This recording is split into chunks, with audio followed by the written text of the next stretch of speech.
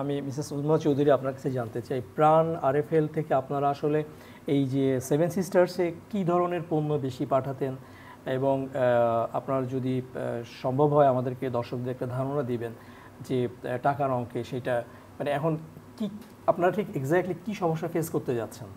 আচ্ছা, আমাদের আমদানিকারকদের পক্ষ থেকে এখন তাদের পক্ষে ইম্পোর্ট করাটা আমাদের থেকে অনেক কঠিন হয়ে যাবে, মানে বাংলাদেশ থেকে ইম্পোর্ট করা মোর এক্সপেন্সিভ হয়ে যাবে, এটা হচ্ছে একটা জিনিস। হ্যাঁ, আমরা বাংলাদেশ থেকে সাধারণত জুস, স্ন্যাক্স, চিপস, চানাচুর, প্লাস্টিকের আইটেম, বিস্কিট, এই এই এই কয়েকটা জিনিস হচ্ছে খুবই লুক্রেটিভ আইটেম, যেটা আপনি ভারতের এই মানে মোটামুটি ভারতের এই সেভেন সিস্টার্সের যে কোনো জায়গায় পাওয়া যায়। হ্যাঁ, এবং এটা হচ্ছে সহজলভ্যতার কারণে, কারণ যেই আইটেমগুলি কথা বললাম এগুলি FMCG item, fast moving consumer goods, এগুলি যদি অন্য কোনো জায়গা থেকে আনতে হয় তাহলে আমদানিকারকের জন্য অনেক বেশি খরচ পড়ে।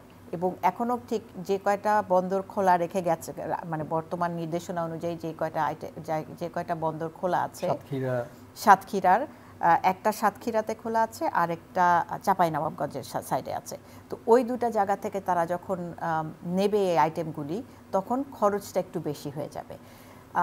খরচ বেশি এবং সময়টা একটা, সময়ের ক্ষেত্রে যে জিনিসটা হবে যে ফুড আইটেমগুলি মাসখানেক যদি সময় লেগে যায় তাহলে ফুড আইটেমের ক্ষেত্রে একটা সমস্যা যে আমরা 3 মাসের মধ্যে আমাদের প্রোডাক্টগুলি কনজাম্পশন করে ফেলতে হয়, এটাই একটা সমস্যা হবে।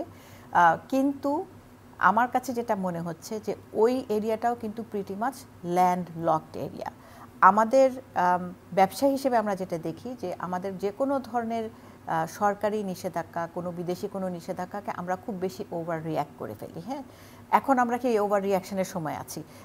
একটা উদাহরণ দিচ্ছি, যে ট্রান্সশিপমেন্টের যে ইস্যুটা ছিল, সেই ট্রান্সশিপমেন্টের ইস্যুতে কিন্তু বাংলাদেশ তার এক্সপোর্টের ক্ষেত্রে কোনো ধরনের বিশেষ কোনো সমস্যায় পড়েনি, কারণ ডাব্লিউটিওর একটা লয়ের কারণে ল্যান্ডলক যে কোনো দেশকে অন্য পার্শ্ববর্তী দেশগুলি অ্যাক্সেস দিতে বাধ্য। হ্যাঁ, কাজেই ভারতীয় গভর্নমেন্ট যখন এই ধরনের একটা নিয়ম করে তখন কিন্তু আমরা ডাইরেক্টলি খুব বেশি ইম্প্যাক্টেড হইনি, তবে আমরা অনেক বেশি শঙ্কিত হয়েছি।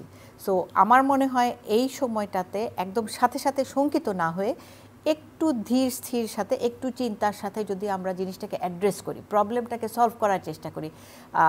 একটা জিনিস সবসময় আমরা বলি যে ডিফাইন দ্য প্রবলেম বেটার, তাহলে কিন্তু সহজ হয়ে আসবে।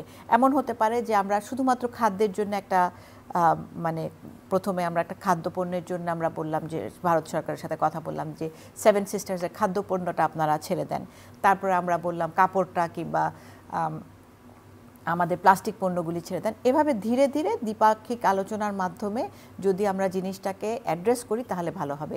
আমাদের রিয়াকশন যেন ওভার রিয়াকশন না হয়ে যায়, এবং পলিটিক্যাল ক্ষেত্রে এটা কিন্তু একটা বড় অস্থিরতার প্রকাশ না হয়, আমরা যেন মানে সুস্থিরভাবে ধীরে ধীরে জিনিসটাকে অ্যাড্রেস করার চেষ্টা করি। একদম, আপনি একদম পারফেক্টলি বলেছেন, আমরা ওভার রিয়াক্ট না করি। ডক্টর জামাল উদ্দিন,